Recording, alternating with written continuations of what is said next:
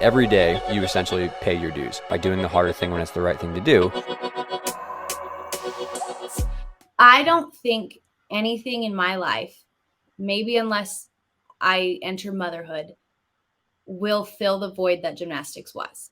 I don't think any hobby or anything that I can pick up that isn't going to be a professional level or whatever will ever take up the amount of time, effort, energy, money, everything that gymnastics did. Yeah. And I think that piece of it is okay. And it's not about filling the void completely because I don't think you'll ever be able to. I don't think anything in my life, hobby-wise or purpose-wise, I don't think anything will ever amount to what gymnastics was to me. And so I think that I'm just going to keep disappointing myself over and over again if I try to find something to replace gymnastics versus kind of grieving the idea that it's over and finding a bunch of things, finding different ways to fulfill my life without feeling like I'm filling a void. Yeah. Yeah, that's a fascinating concept.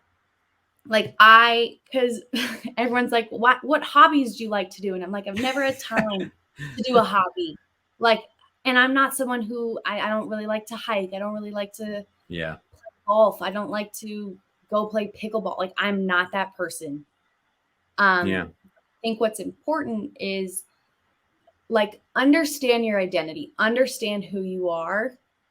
And when you're comfortable with who you are, you're not going to feel the need to fill the void. That's what I've learned. I've learned that like I'm comfortable, being Sydney, the XYZ. I don't have to be Sydney, the gymnast, to be who I am. And therefore I don't need to go chase something that's going to give me the same feelings that gymnastics did, because I don't think anything ever will. And I think that's just constant disappointment after disappointment.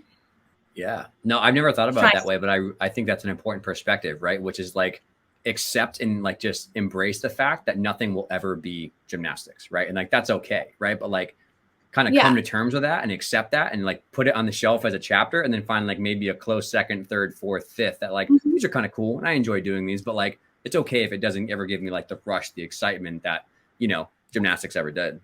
And I think let gymnastics be the book on the shelf that you can look at and think about, and there's happy and there's sad and there's highs and there's lows. Just let it be that, because once you're done, like you can't go back. You can't change your experience. And I think a lot of, athletes go into coaching or they fall back into like gymnastics and and I think it's great if you're that passionate about it and you want to coach, or you're that passionate and you want to, put on the grips one more time, great. But I think a lot of people use it as a crutch. And they look at it as like, this is my way to hang on and not have to accept that it's over. I quit gymnastics when I want to say like 13. Me too. For 2 years. That's crazy. I can't remember. I think it was definitely a few months and I was like, I'm done. I just gave up. One day I was like, I can't do this anymore.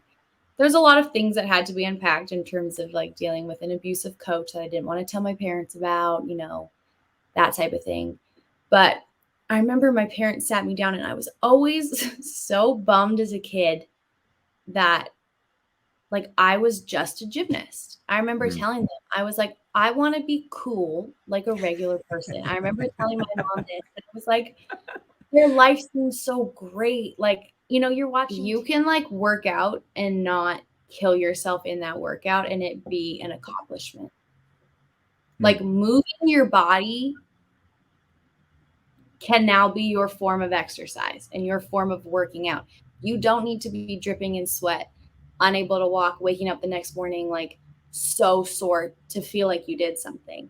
Yeah. But that's hard. That's so hard to adjust to. And for me, I've started to look at working out as like celebrating and I work out because I love my body, not because I'm trying to punish it. And the shift of like, I don't have to be a certain weight or a certain, strength level. It's not this performance thing that I'm chasing now. What I'm chasing is to just be the best version of me and be the healthiest version of myself, whatever that means. And that kind of translates to food as well. Like, if you want to go out and order the chicken Alfredo, go do it. I'm telling you right now, like, go eat the burger, go eat the pizza, go do those things. But you can also, eat healthy because that's what makes you feel good. But it's about finding this new way, because what you ate when you were an athlete will not work for you when you're not an athlete. Working out the way you did when you were an athlete it's not feasible to do when you have a job. I don't know what time they wake up in the morning. I don't know how you're getting in 5 hours working out, while still having a job. But it's hard, and it's the recognition of like, my body is going to look different. I'm going to look in the mirror, and there's probably going to be, a few months where I'm like, oh my God, like, this isn't what I used to look like. But that's okay, because you're not meant to be that person forever. Right. And that shift is hard. And it's like, I don't think there's an answer for it. I think everyone, like, you're kind of on your own journey. But just reminding yourself, like, you've had a gift your whole life. It's okay to not work out because of that. Like, it's okay to just move your body because you want to move your body. And it's okay to not move your body when you don't want to move your body. It's okay to eat salad when you want to eat salad. And it's okay to eat pizza when you want to eat pizza. Like, everything has to be this like idea of balance, and the balance you had as an athlete is going to be different than the balance that you have now. And there's going to be a tough patch. There will be a tough patch in the middle where you feel like it's the only way you have control. And I think that's what a lot of gymnasts suffer with. And I think that's why a lot of eating disorders are really prominent in our sport, and like overworking out, because it's what you can control. And I think you need to let go of this aspect of like control in your life, and just kind of take a deep breath and just let it happen. Let your body change, like, go do new things, go try new foods because you've never been able to, and recognize that it doesn't make you a bad person. And if you're afraid of what other people are going to think of you, or going to comment on the way that you look, those people shouldn't be in your life. And that is, I think you need to take the word have to, like, out of your vocabulary. Yes. You don't have to work out.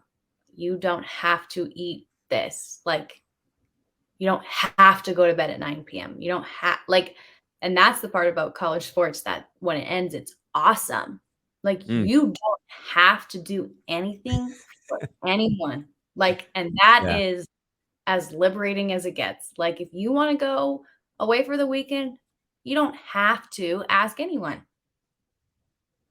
You don't have to do a lot of things, but that the freedom also you need to translate into, the working out and the eating and the things that you're used to. And it's not that you need to completely drop off against it and rebel against working out or rebel against eating healthy, but understand that, like, you don't have to do anything. Now you get to, now you want to. That's where like balance and sustainability comes from, is like, now I work out because I want to. I like the way it makes me feel, but I don't work out. I don't like run 5 miles every morning. Like, I woke up this morning, I went and walked on the treadmill for 45 minutes, and that was my workout for the day. Well, some gymnasts would listening to this would be like, oh my God, that's not enough. Like, you did, all of those things. But that's the narrative of like, that's what I want to do. That's what makes me feel good. I don't have to do anything. I get to do this because I want to. Yeah. And to that too, I think go ahead. Sorry. Like, talking to yourself that way and speaking to yourself kindly is so it's so people don't talk about that. Like, speak to yourself like you are talking to your friend and your teammate. But I think the first step to determine is like, do you still want to be involved in gymnastics? Like if you still love the sport and you really enjoy what the sport stands for and whatever, there are many other ways to still be involved. And I think Eva, who's the director of our gym, she's like an absolute wizard at this, which is like when she knows someone's struggling, she'll make up a job position for them just to be in the gym because they might have fallen out of, you know, the ability to do gymnastics, but they still love the people, they love the sport, they love whatever. So she'll be like, just come clean the office for 2 hours and I'll pay you because I need some help with this. She needs zero help with the office cleaning. She just wants someone to be involved. So then there's the option of like, do you want to work with the little ones? Do you want to coach compulsory? Do you want to somehow be involved in judging? Do you want to somehow be involved in classes? Like if you still love gymnastics and you still love the gym, then there's many other things to try. And some people are like, it's just not gymnastics. It cuts too deep and they have to move on. And I understand that perspective, but there are some possibilities there as well. If you don't want to be involved in gymnastics and you want to hang it up, I really encourage people to try, like make a list of all like the 5 sports or the 5 hobbies that you wish you could do when you were stuck in gymnastics the whole time and just try them all sequentially. Just like try field hockey for a couple, just try soccer for a little bit, just try track for a little bit. If you hate them all, then do something else, but maybe it's a non-sport hobby that you can find something you do and just keep trying stuff. Cause I had a lot of other hobbies I fell in love with when I had more time, not away from gymnastics. So